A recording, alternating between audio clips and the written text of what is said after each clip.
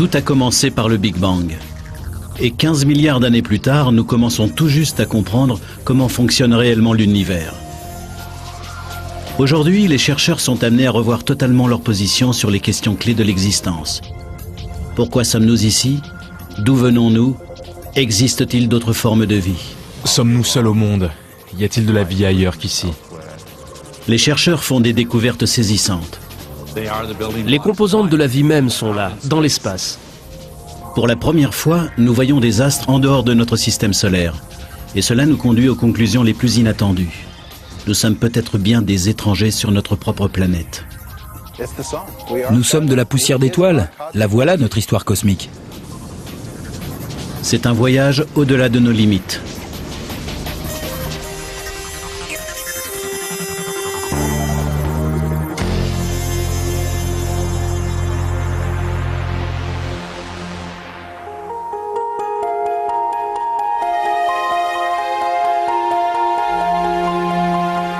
Depuis des temps immémoriaux, l'homme s'est tourné vers le ciel en se demandant s'il y avait quelqu'un ou quelque chose dans l'au-delà. L'astronome Carl Sagan a un jour posé la question: quelle est la notion la plus effrayante, celle d'extraterrestres venus d'ailleurs ou celle de notre absolue solitude dans cet immense univers?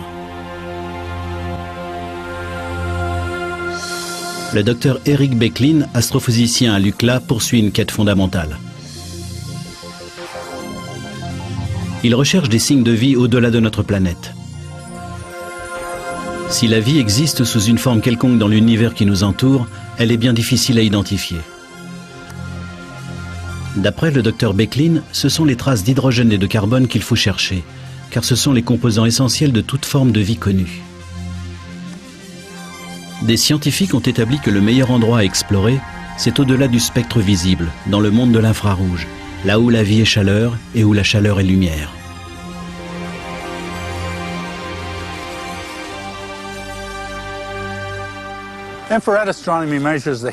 L'astronomie infrarouge mesure la chaleur en présence dans l'univers céleste. Vous pouvez par exemple voir la chaleur de mon visage beaucoup plus intense que celle de mon corps, qui est un peu frais ce soir. Cette flamme, en revanche, est encore plus chaude que vous ne pouvez le voir ici. C'est pourquoi la radiation infrarouge mesure la chaleur d'un objet céleste. Un autre aspect de l'astronomie infrarouge, c'est qu'elle vous permet de mesurer les molécules caractéristiques présentes aussi bien dans l'espace que dans nos organismes. Le fait de voir ces molécules organiques est un indice de vie éventuelle dans l'univers. Vues à l'infrarouge, les galaxies révèlent une étrange réalité, imperceptible à l'œil humain. Un royaume invisible où l'on peut détecter la plus infime quantité de chaleur. Celle de lointains soleils ou des traces d'hydrogène et de carbone qui sont les signes d'une vie venue d'ailleurs. Mais nos télescopes d'ici-bas sont bien limités. La vapeur d'eau contenue dans notre atmosphère fait obstacle à la lumière infrarouge. Aucune montagne n'est assez grande, aucun sommet assez élevé pour vaincre cette barrière. Le seul moyen de percevoir le monde caché de l'infrarouge, c'est de se placer au-delà des nuages pour l'observer.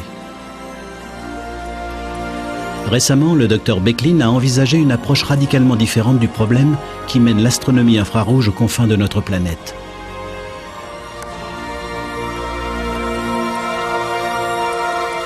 Mais c'est là une solution qui pousse le docteur Becklin lui-même dans ses derniers retranchements, car elle ravive des souvenirs obsédants. Des souvenirs qu'il espérait bien enfouis à jamais. En fait, j'étais en retard. Je suis toujours sur la brèche avec tous les voyages que je fais pour l'observatoire, et on m'a attribué le tout dernier siège disponible. Le 28 avril 1988, Eric Becklin emprunte le vol 243 d'Aloha Airlines à destination d'Honolulu lorsque se produit la catastrophe.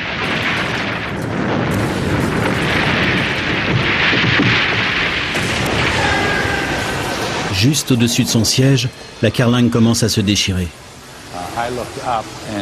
J'ai levé les yeux et j'ai tout de suite compris. J'ai essayé de mettre mon gilet de sauvetage, mais je n'y arrivais pas. Il a fallu que je me dise que j'étais un scientifique tout à fait capable de lire les instructions.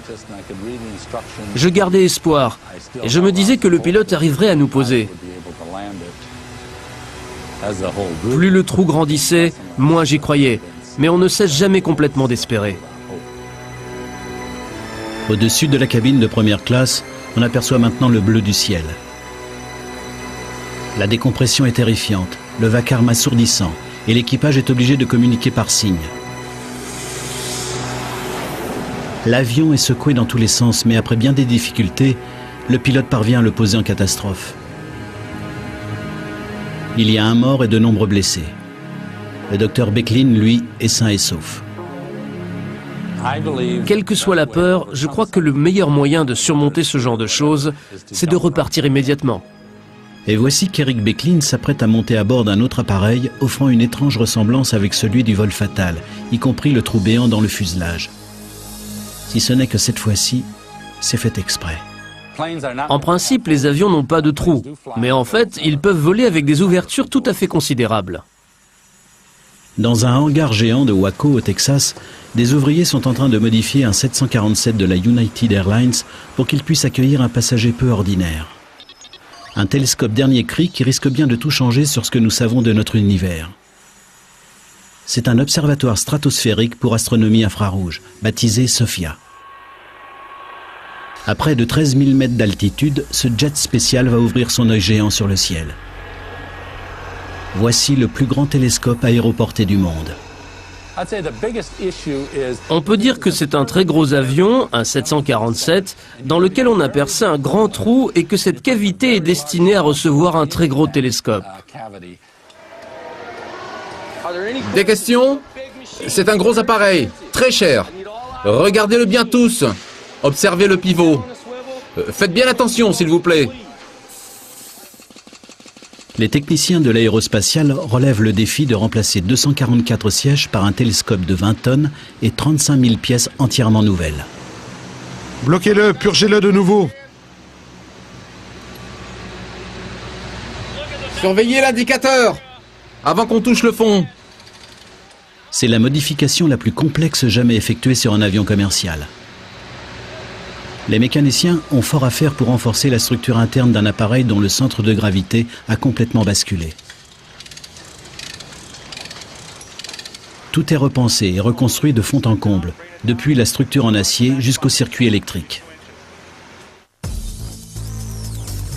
Il faut poser plus de 10 km de fil et 3 km de câbles en fibre optique. Un chef-d'œuvre d'ingénierie. Avec ses 2,50 m de diamètre, le miroir de SOFIA flottera sur film d'huile infiniment ténu, guidé par un système de gyroscope électronique chargé de maintenir le télescope sur sa cible. Comme ils survoleront les nuages, les chercheurs sentiront bien les turbulences, mais le télescope, lui, n'en souffrira pas. Et ce qu'il y a de mieux, c'est que tout ce système fonctionnera comme n'importe quel vol, décollant et atterrissant le même jour.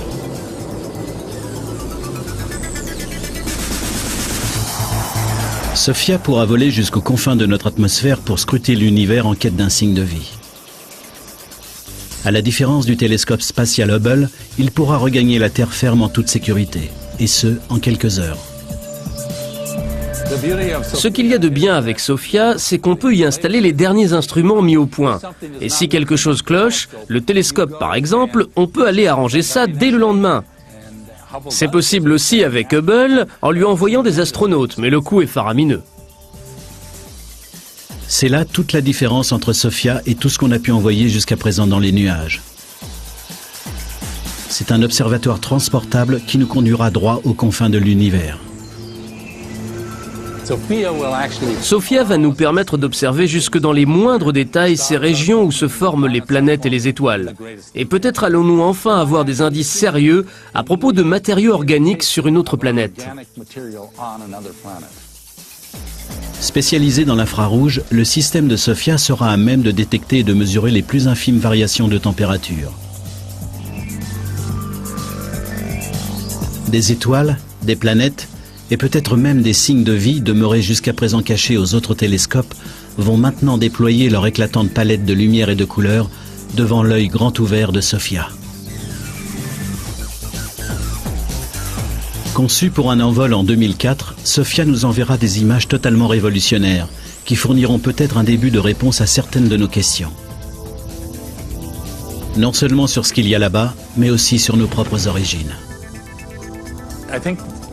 Je crois que tous les humains se posent les mêmes questions, vous savez.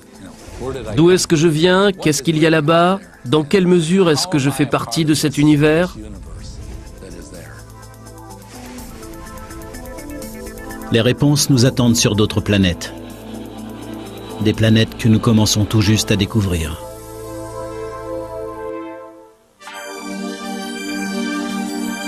Le docteur Roger Angel, astrophysicien, veut savoir où sont-ils tous ces extraterrestres. À supposer que l'univers grouille d'autres formes de vie intelligentes, on pourrait se demander pourquoi ces êtres ne sont pas venus nous voir. Tandis que Sophia cherche des traces de vie extraterrestre, le docteur Angel se met en quête des lieux où elle pourrait se développer. Le genre de planète susceptible d'abriter cette vie. Et pour mieux scruter les mondes au-delà de notre système solaire, il travaille à un nouveau télescope tout à fait remarquable. Il ne vole pas, il n'est pas basé dans l'espace, mais à sa façon il sera peut-être plus révolutionnaire encore. Le docteur Angel étudie un usage radicalement différent des miroirs pour une élimination à grande échelle du reflet, permettant aux chercheurs de sonder l'espace en quête de planètes similaires à la nôtre.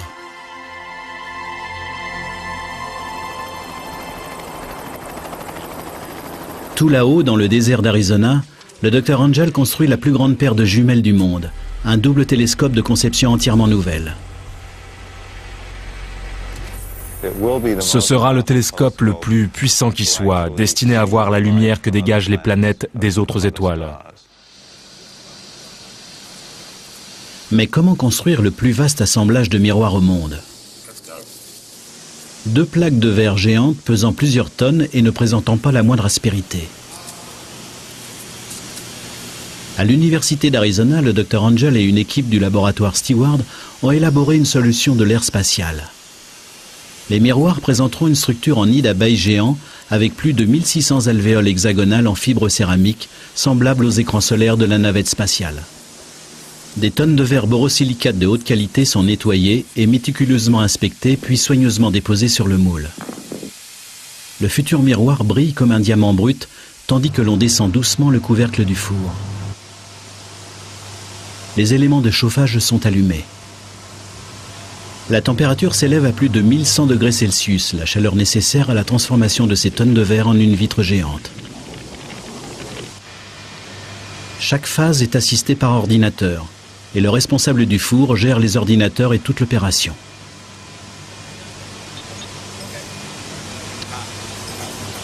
Tandis que le four accomplit 7 tours à la minute, le verre fondu coule comme du miel en un nid d'abeilles géant, et sa surface prend peu à peu sa forme parabolique, idéale pour l'observation de l'univers. Joli. Après plus de 3 mois de lent refroidissement, les miroirs n'accusent pas moins de 18 tonnes sur la balance. Ce qui ne les empêche pas d'être nettement plus légers et résistants que des miroirs en verre massif. Ils produisent en outre une image de bien meilleure résolution. C'est un bienfait inattendu de cette structure en rayon de miel. Étant donné leur faible poids, ces miroirs refroidissent à la fraîcheur de la nuit.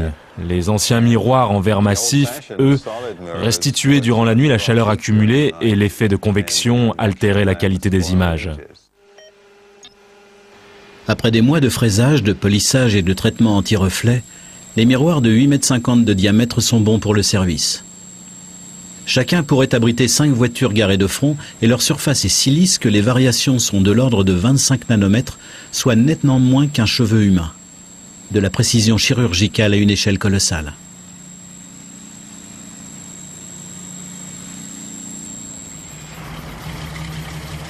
Lorsque le grand télescope binoculaire, appelé aussi LBT, sera installé sur le point stratégique du mont Graham, il sera 10 fois plus puissant et plus précis que le télescope Hubble, notre observatoire le plus sophistiqué à l'heure actuelle.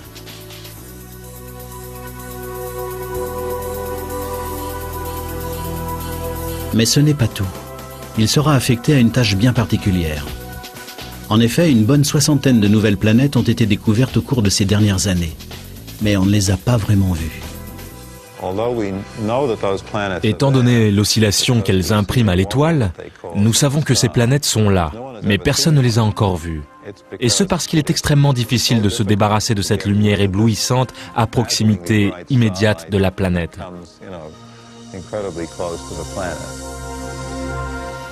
Le LBT sera équipé d'un interféromètre, un dispositif qui permet en quelque sorte d'éteindre la lumière des étoiles. Les ondes lumineuses seront coupées en deux puis reconstituées en déphasées. Juste ce qu'il faut pour plonger l'étoile dans le noir et nous permettre de voir enfin les planètes voisines en direct. Un peu comme à travers de gigantesques lunettes de soleil. Si l'on peut isoler la lumière d'une planète comparable à la Terre en étudiant son spectre, on peut voir ce qui se trouve dans son atmosphère. On peut alors en déduire que si la planète a des océans et de l'oxygène, ce serait un sérieux indice de vie. On repère facilement l'oxygène. Il laisse derrière lui des signes révélateurs, véritables cicatrices à la surface de la planète.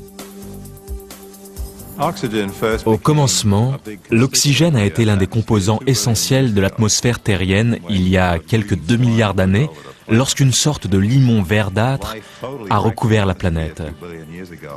À ce moment-là, la vie a complètement chamboulé l'atmosphère en l'emplissant d'oxygène.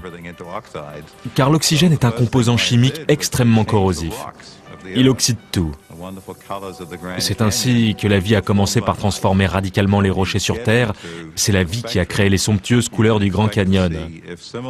En se penchant sur le spectre, on cherche à voir si pareilles choses sont arrivées à d'autres planètes, si elles ont été complètement investies, transformées par la vie. Cela se voit. Dans les années à venir, quand le LBT sera enfin terminé, il nous fera traverser l'univers pour nous montrer de façon plus claire et plus précise ce qu'il y a de l'autre côté.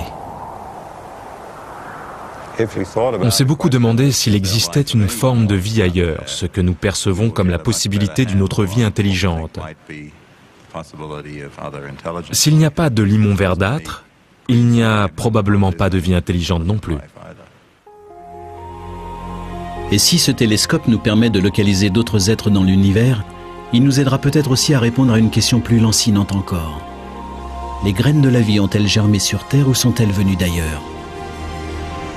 Chaque année, plus de 40 000 tonnes de débris, de météores et de comètes percutent l'atmosphère de la Terre. Serait-il possible que des chercheurs accèdent au secret de nos origines cachées dans la tête d'une comète ?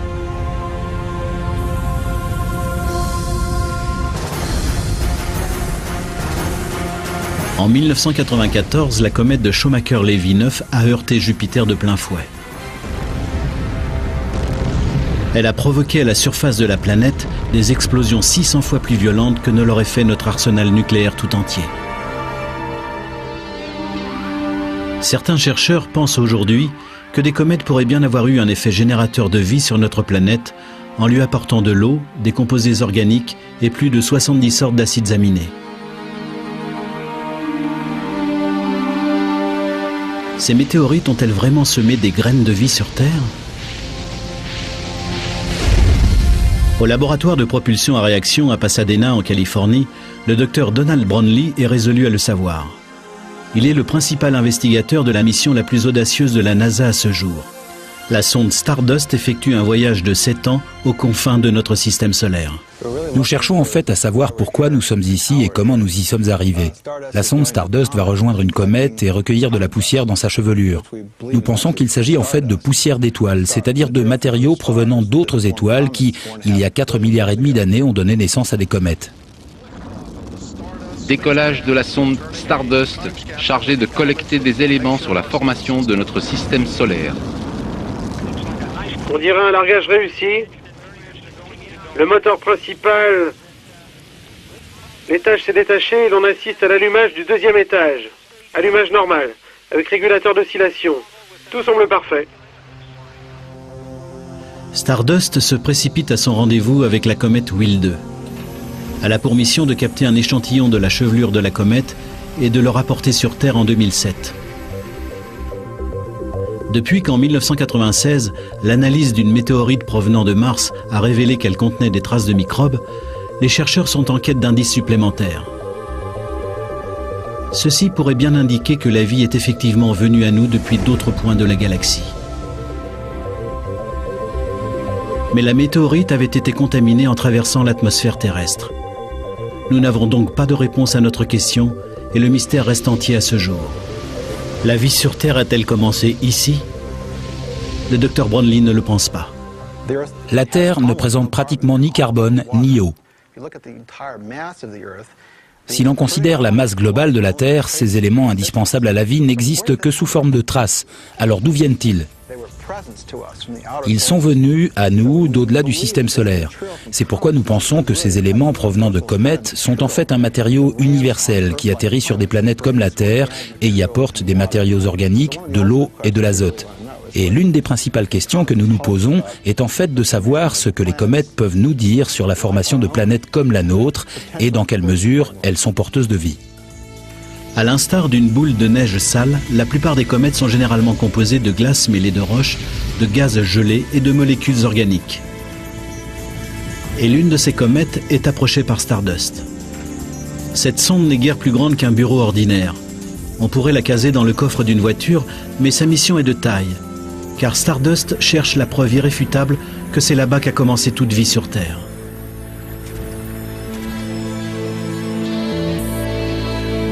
Pour la première fois depuis que l'homme a marché sur la Lune, des chercheurs tentent de rapporter un morceau venu de l'espace. Mais ce ne sera pas chose facile. Car durant 7 longues années, Stardust devra vaincre le périlleux barrage des débris stellaires. C'est un minuscule voyageur qui tente de naviguer à travers le terrain miné de l'espace, là où tout peut arriver.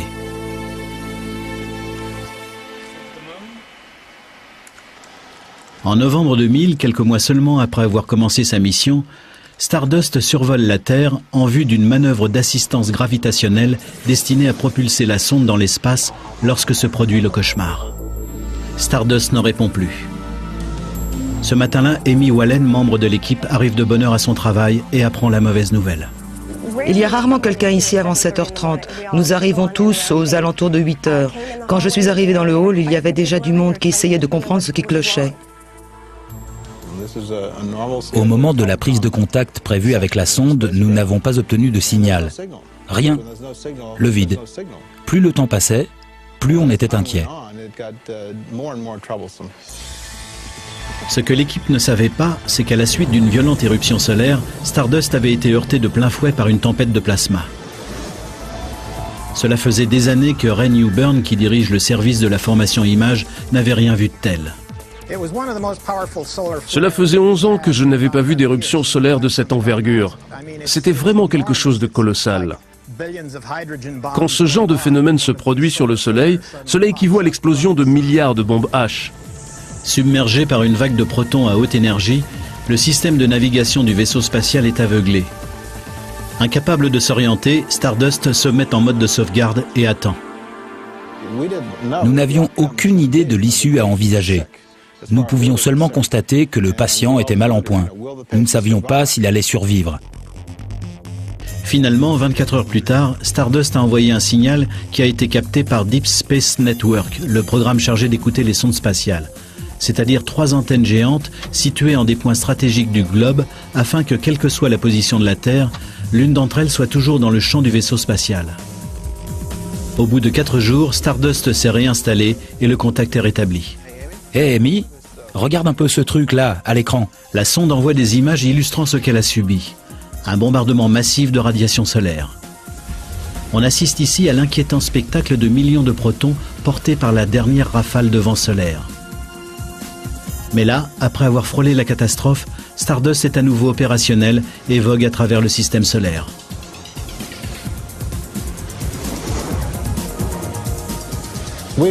Notre soulagement était à la mesure de l'énorme travail investi dans la construction de cette sonde pour qu'elle aille recueillir ces particules de comète.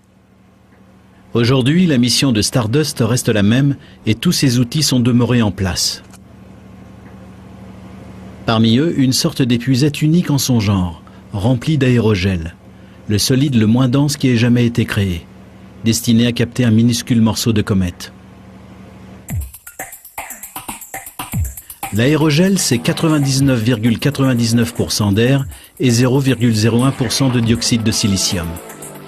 Bien que ses composants soient les mêmes que ceux du verre ordinaire, il est 1000 fois plus léger. Tel un mur fait à partir de rien, l'aérogel est le parfait isolant. À tel point qu'il a été utilisé pour la mission Rover sur Mars et la Station spatiale internationale. C'est un matériau absolument extraordinaire. Sa densité n'est que 10 fois supérieure à celle de l'air. Certains appellent ça de la fumée gelée. C'est une matière en fait très résistante pour son poids. Mais comme ça ne pèse pratiquement rien, il faut la manipuler avec beaucoup de précautions, sinon ça casse. C'est d'ailleurs parce qu'il est aussi friable que l'aérogel peut capter des particules. C'est pour ça qu'elles peuvent pénétrer cette matière. Et voilà, c'est ce qui devait arriver. Ce matériau est là et il n'y est déjà plus.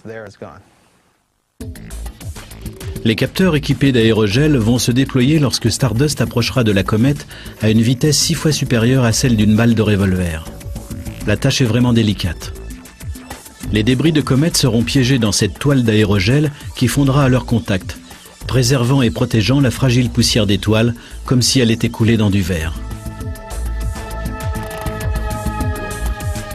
Cet échantillon qui nous arrive dans son superbe capteur azuré, c'est un peu comme le diamant bleu de la Smithsonian Institution.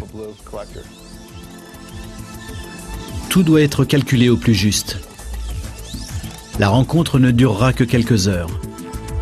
Après avoir parcouru des milliards de kilomètres pendant 7 ans, la sonde n'aura qu'une journée pour accomplir sa mission.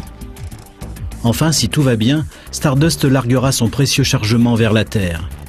Des millions de particules seront ainsi prêtes à être analysées. Cette poussière de comète ne pèse qu'une infime fraction de gramme, mais sa valeur est incalculable. La capsule qui nous la rapportera foncera vers l'atmosphère terrienne à quelques 50 000 km/h. Et ses panneaux solaires seront mis à rude épreuve, tandis que le parachute se déploiera enfin au-dessus d'un des lointains déserts de l'Utah. Nous allons récupérer des éléments qui, depuis leur formation il y a 4,5 milliards d'années, sont restés aux confins de notre système solaire. Ils ont été magnifiquement préservés par le froid puisqu'ils ont toujours été tenus à l'écart du Soleil. Nous supposons que les particules issues de la chevelure de la comète captée par Stardust sont en quelque sorte les cubes de construction des planètes superbement conservés dans le congélateur du temps de notre système solaire. Mais c'est aussi une merveilleuse histoire puisque, d'une certaine manière, nous partons à la recherche de nos ancêtres. En fait, Stardust a déjà commencé à soulever le voile sur ce mystère. Les données réunies et analysées par le spectromètre embarqué à son bord ont déjà révélé des choses étonnantes. Des particules spatiales présentant les propriétés de grosses molécules organiques semblables au goudron ou au charbon, des substances organiques présentes sur Terre. Les chercheurs qui commencent juste à traiter ces données pensent qu'il pourrait bien s'agir là de composants majeurs du bouillon de culture dont sont issues toutes les créatures d'ici-bas.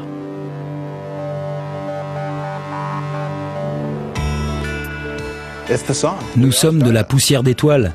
La voilà notre histoire cosmique. Nous avons été créés à partir de poussière d'étoiles.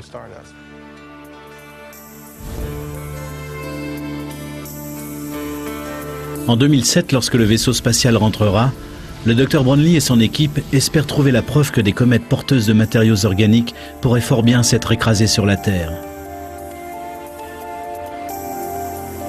Ces comètes qui seraient ainsi à l'origine de la vie. Pour ces chercheurs, cela représenterait le comble de l'ironie. Nous sommes à la recherche d'extraterrestres, alors qu'en fait nous serions des extraterrestres sur notre propre planète. Mais ces molécules organiques sont-elles arrivées seulement sur la Terre, ou bien ont-elles été réparties à travers toute la galaxie? C'est ainsi que la réponse à une question débouche sur un nouveau mystère. Et si ces graines de vie avaient également pris racine ailleurs?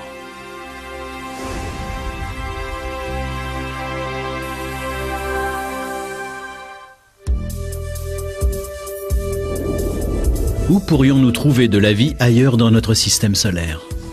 Pas sur les planètes comme on l'a cru jadis, mais peut-être sur leurs satellites. À environ 1 milliard de kilomètres de la Terre, Titan est la plus grande des 15 lunes de Saturne. Il est nimbé de brumes organiques. Si les chercheurs ne se trompent pas, Titan est un monde mystérieux, composé non pas d'oxygène mais de méthane. De la pluie de méthane, des océans de méthane, peut-être même des volcans de méthane. Le méthane est le plus simple des composés organiques connus pour être à l'origine de l'apparition de la vie. Jonathan Lunin, astronome, pense que sur Titan, le paysage ne doit ressembler à aucun autre. Pourtant, curieusement, il n'est pas impossible que ce soit une étrange variante de notre Terre. Tout devait y être très rouge. Il ne doit pas y faire complètement sombre, un peu comme le crépuscule sur Terre. Peut-être y a-t-il des rivières creusées dans la glace par le méthane. Peut-être leurs rives présentent-elles des zones de dépôt organique rouges. En fait, s'il existe une forme de vie primitive sur Titan, voire une forme antérieure à la vie, peut-être utilise-t-elle l'énergie contenue dans certains de ces dépôts. C'est vraisemblablement un endroit assez exotique, mais comprenant comme notre planète, terre, mer, nuages et ciel. Titan pourrait nous offrir une sorte d'arrêt sur image de la Terre juste avant que la vie ne s'y soit développée. Une sonde spatiale est actuellement en route pour étudier cette lune. Mais le docteur John Loveday, chercheur, est trop impatient pour attendre les résultats. Aussi, il recrée Titan sur Terre. Avant toute chose, on commence par tout refroidir. C'est ce qu'on est en train de faire ici. En fait, nous sommes à même d'étudier ce qui se passe sur les matières qui existent probablement sur Titan. On en est toujours au refroidissement. Il faut à peu près 5 minutes pour atteindre moins 200 degrés.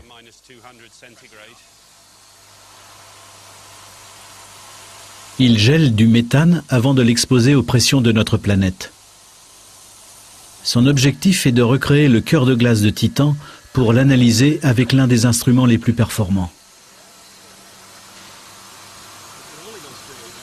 Ici, en Angleterre, au laboratoire Rutherford Appleton, non loin d'Oxford, le docteur Loveday soumet le méthane gelé aux forces d'Isis, la plus grande machine à fragmenter les neutrons au monde. Un microscope atomique géant capable de dévoiler les secrets moléculaires. Le docteur Loveday place un échantillon de méthane gelé entre les mâchoires de diamant d'un étau géant. Dans ce réservoir, la pression est de... Puis, il le soumet à une force de compression équivalent à 3 locomotives. 4 tonnes, 5 tonnes, 6 et 12 tonnes. Notre échantillon est maintenant chargé. Nous avons là une certaine pression. La pression au centre de Titan est de l'ordre de 30 à 50 000 atmosphères. Si l'on comprend ce qui se passe pour l'hydrate de méthane à pareille pression, cela nous renseignera sur la façon dont Titan a pu se former et sur le type de processus mis en œuvre en son centre lors de cette formation.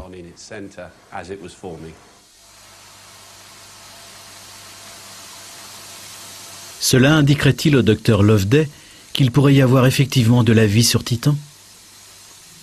On n'en est pas là, mais ce n'est pas aussi simple que ça. Ici, sur Terre, des chercheurs ont découvert une espèce de ver qui se développe dans un environnement glacé au fond de la mer. Il fait partie d'une étrange chaîne alimentaire qui se nourrit de méthane. Sur Terre, de nombreux animaux, comme les termites, émettent de grandes quantités de méthane.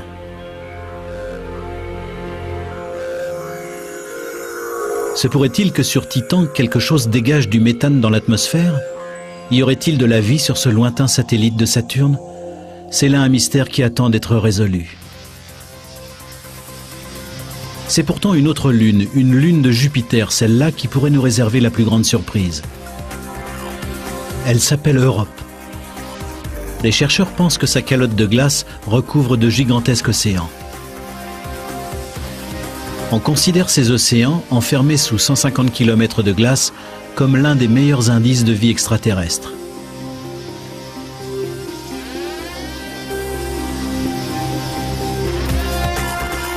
Comme il n'existe actuellement aucun vaisseau spatial capable de pénétrer l'armure de glace d'Europe, la NASA a résolu le problème en se déplaçant en Antarctique.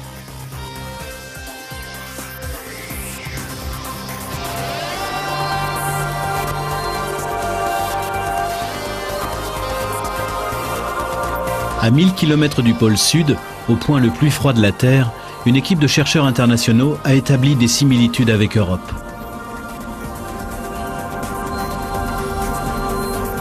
À 4 km sous les glaces de l'Antarctique, s'étend une masse d'eau aussi vaste que le lac Ontario.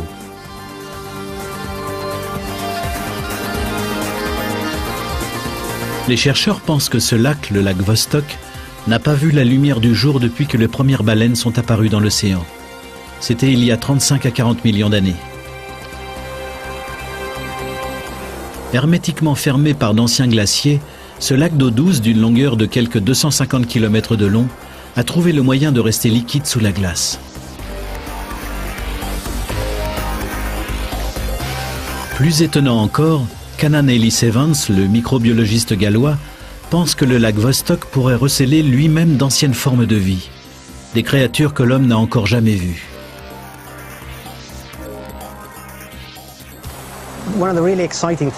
Une chose tout à fait passionnante au sujet du lac Vostok, c'est qu'il est fondamentalement différent de notre monde moderne, parce qu'il en a été isolé pendant des millions d'années.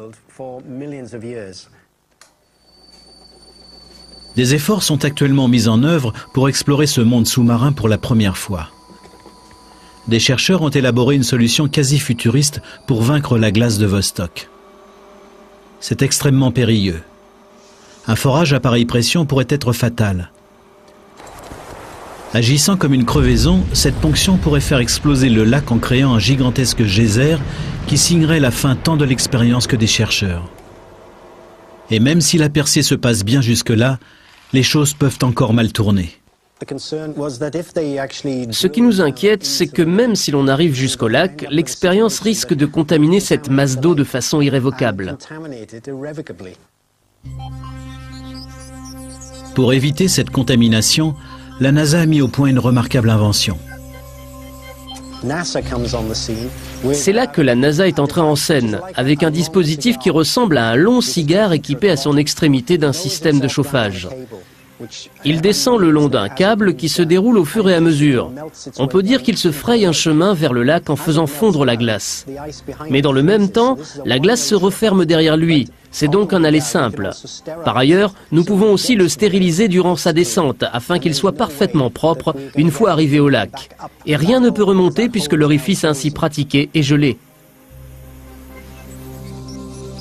Une fois le forage terminé, de minuscules robots sous-marins appelés hydrobots exploreront les eaux souterraines du lac Vostok. Ce seront les premiers visiteurs depuis 40 millions d'années. Ils prendront des mesures et procéderont à des expériences. Leurs caméras capteront des images de formes de vie aquatiques demeurées coupées du reste du monde. Si la vie peut se maintenir dans cet univers gelé, privé de lumière, est-ce là ce que nous pourrons trouver sous la surface glacée d'Europe, le satellite de Jupiter? Nous avons sur Terre des créatures qui, transportées sur Europe, seraient à l'aise dans cet océan. Les chances ne sont donc pas mauvaises pour qu'il y ait une forme de vie dans l'océan d'Europe. De la vie peut-être, mais pas exactement au sens où nous l'entendons. Il y a de fortes chances pour qu'il y ait de la vie ailleurs que sur Terre. Mais s'imaginer que la vie sur les autres planètes ressemble à ce qu'on voit le soir à la télé relève de la fantaisie. C'est une question de définition. Ce n'est pas forcément la vie telle que nous la connaissons ici sur Terre. Ce n'est pas forcément une vie intelligente. C'est possible, mais on n'en sait rien. Pourtant, même si l'on ne trouvait que des microbes ou des bactéries, ces premières formes de vie, ce serait déjà une percée colossale. Les bactéries ont beau paraître fort ennuyeuses à bien des gens, ce serait passionnant d'en trouver dans les océans d'Europe. Si l'on trouvait ne serait-ce que certains types de molécules, cela constituerait déjà une réponse à la question ancestrale de savoir si l'origine de la vie relève du miracle ou si elle fait partie de l'évolution du cosmos. Tant de questions restent encore ouvertes. Mais il semble que notre univers nous en réserve bien plus encore, et que les seuls indices soient renfermés dans des particules que l'on ne peut ni voir ni toucher. C'est là un monde invisible qui recèle peut-être la clé de toute création. Reste que plus de 90% de la matière de l'univers connu nous échappe. Les chercheurs nous disent que ce doit être là. Alors où donc? Cela s'appelle la matière noire. C'est le tissu manquant du cosmos, et il n'existe pas de plus grand mystère. D'où vient toute cette matière? Peut-elle nous renseigner sur nos origines? 2 expériences très élaborées apportent peut-être quelques réponses.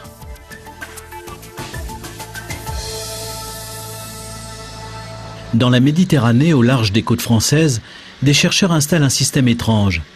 Un télescope électronique placé tout au fond de l'eau qui promet de nous révéler quelque chose d'impossible à voir. Les neutrinos, ces messagers issus des confins du cosmos. Les neutrinos sont les particules les plus abondantes qui soient. Il n'y a qu'un problème, c'est qu'ils sont pratiquement invisibles. Ces émissaires des zones les plus sombres de l'espace se déplacent librement, sans que la matière ou le magnétisme leur fassent obstacle. Ils peuvent pratiquement traverser toute chose. C'est pourquoi ils se déplacent toujours en ligne droite. Si les astronomes pouvaient les dépister, ils nous mèneraient droit à leurs invisibles origines, et peut-être même aux nôtres. Susan Cartwright, astrophysicienne, espère qu'en suivant la trace des neutrinos, nous finirons peut-être par résoudre le mystère de notre place dans l'univers. Vous et moi, nous ne sommes que des impuretés. Nous sommes des composants tout à fait mineurs. L'essentiel de l'univers est une chose que nous n'avons pas encore identifiée et que nous ne pouvons pas voir.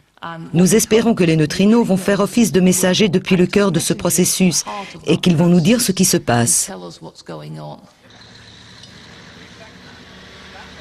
Pour entreapercevoir ces particules chimériques, il nous faut regarder les choses de manière totalement différente. À l'instar de John Carr, le directeur du projet Antares. L'objectif du projet Antares est de voir des neutrinos venus de l'espace. Nous allons procéder à cette expérience en mer à une profondeur de 2500 mètres au large des côtes de Toulon.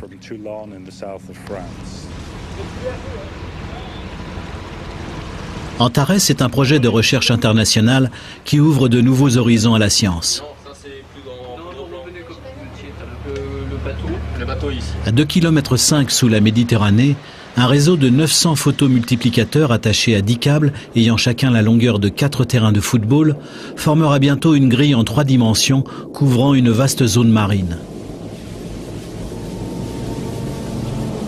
C'est bien la moindre des choses si l'on veut avoir quelque chance de détecter l'indétectable. C'est le principe de la loterie. Les chances de détecter un seul neutrino sont comparables à celles de décrocher le gros lot avec un seul billet. Mieux vaut acheter une grande quantité de billets, c'est-à-dire avoir un grand détecteur, si l'on veut rester dans la course. Pour mettre toutes les chances de notre côté, Antares est placé tout au fond de l'eau afin de le protéger des signaux parasites et des interférences indésirables. À la différence des autres télescopes, Antares ne regardera pas vers le haut mais vers le bas, traversant le fond de l'eau et la planète entière via le centre de la Terre, utilisant celle-ci comme un filtre à neutrinos.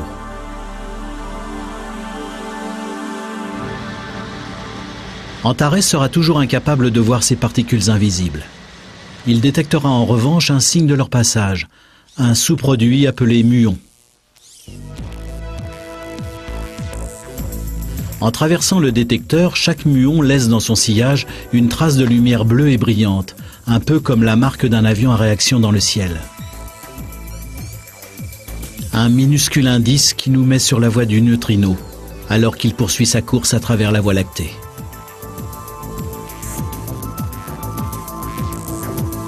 Mais il n'est jamais simple de suivre un neutrino à la trace. En février 1987, la Terre est touchée par la lumière que génère l'explosion d'une étoile située à 170 000 années-lumière. Jamais on n'avait vu chose pareille d'aussi près. Au cours de cette journée d'hiver, nous avons tous été traversés par des centaines de milliards de neutrinos. Mais sur ce déluge, seuls 19 neutrinos ont été détectés. Ce que les membres du projet Antares espèrent trouver, ce ne sont pas seulement des neutrinos venus d'étoiles ou de supernovas, mais aussi ceux venus apparemment de nulle part, la matière noire. C'est-à-dire l'immense réalité qui nous entoure, une réalité que l'on n'a jamais vue. Quand on étudie la cosmologie, il est extrêmement gênant de reconnaître qu'on n'a aucune idée sur 90% de ce qui compose l'univers.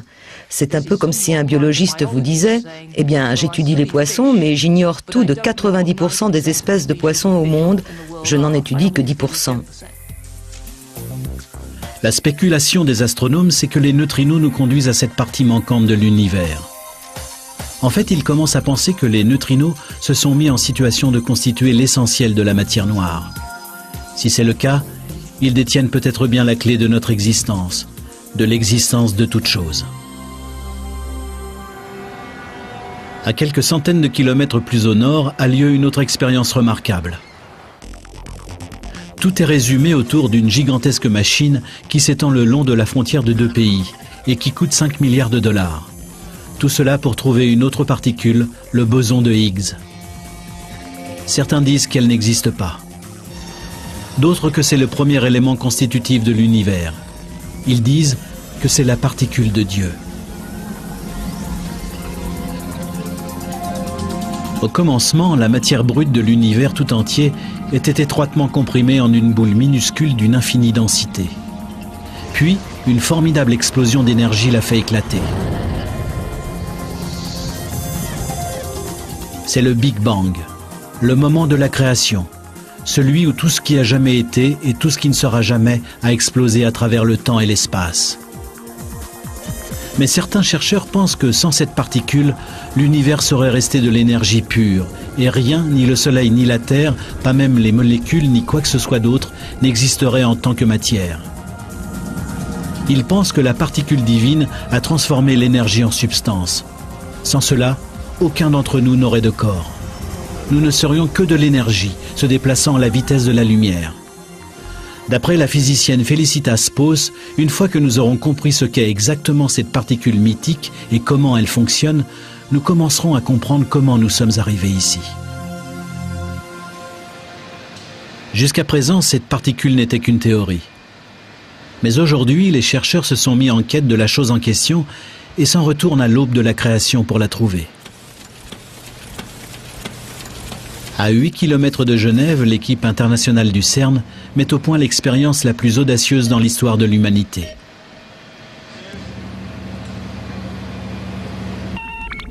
On s'apprête à recréer le Big Bang sous terre.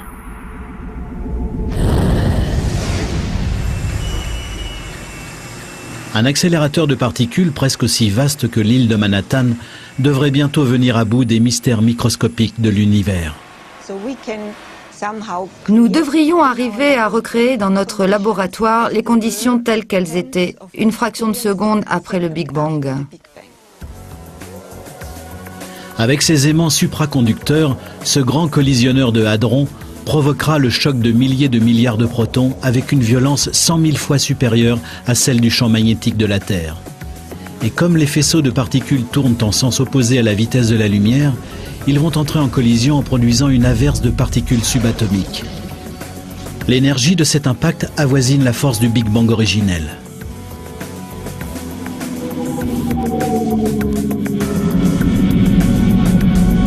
L'idée, c'est de comprendre la force primale qui a créé toute chose, nous compris, et de trouver la trace de la chimérique particule de Dieu. Et que se passera-t-il si ces chercheurs finissent par trouver ?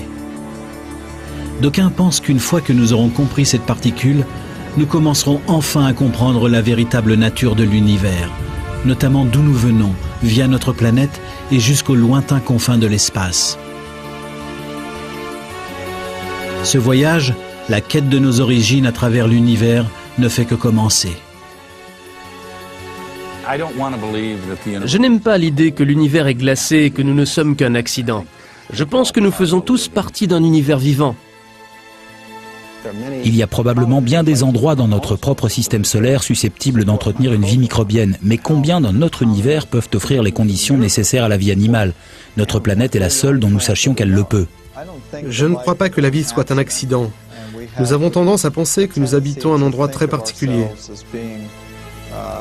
À mon avis, nous allons découvrir dans le cosmos quantité d'autres endroits charmants où la vie peut prendre forme.